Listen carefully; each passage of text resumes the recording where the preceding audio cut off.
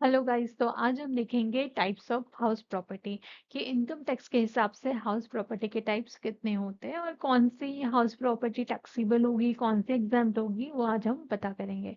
सो house property सबसे पहले होता है, एक होता है लाइट आउट प्रॉपर्टी और एक होता है सेल्फ ऑक्यूपाइड प्रॉपर्टी।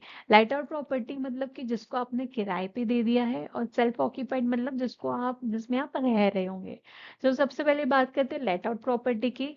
जिसको आपने किराए पे दे दिया है तो वो होता है हमेशा टैक्सेबल। उससे होने वाली कोई भी इनकम जो होती है वो हमेशा आपकी टैक्सेबल इनकम मानी जाती है। उसका एक कंप्यूटेशन होता है, वो अलग से हम देखेंगे। दूसरा होता है सेल्फ ऑक्यूपाइड प्रॉपर्टी, मतलब कि जिसमें कि आप रह रहे होंगे, जिसमें अभी आप रह रहे हो, उसे कहते हैं सेल्फ ऑक्यूपाइड प्रॉपर्टी। अब सेल्फ ऑक्यूपाइड प्रॉपर्टी में भी कुछ ऐसा होता है कि जिसमें आप रह रहे हो, ठीक है, और कुछ होता है कि जिसमें आप अपना बिजनेस चला रहे हो।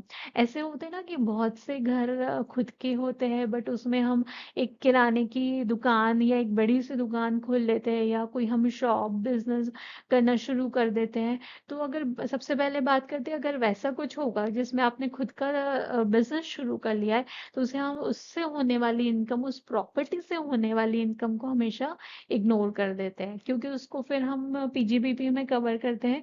इसलिए यहाँ हाउस प्रॉपर्टी वाले सेक्शन में इसको हम इग्नोर कर देते हैं। ठीक है। दूसरी बात आती है ऐसी प्रॉपर्टी जिसमें आप रह रहे हो। तो जैसे कि अगर आपके पास दो सेल्फ ऑक्यूपाइड प्रॉपर्टी, मतलब आपके पास दो घर है जिसमें आप रह रहे हो, एक्चुअल में आप रहने के लिए यूज कर रहे हो। तो वो जो दो घर है उसमें से उस जो होने वाली इनकम है, इनकम तो खैर कुछ होती नहीं है, बट उसको भी हम इग्नोर कर देते हैं, या कह सकते हैं कि उसको हम एग्जाम्प्ट मान लेते हैं। ठीक है। लेकिन अगर आपके पास मोर देन टू एसओपी है, मतलब कि दो सेल्फ ऑक्यूपाइड प्रॉपर्टी से ज्यादा है, दैट इज कि आपके पास तीन घर है। ठीक है।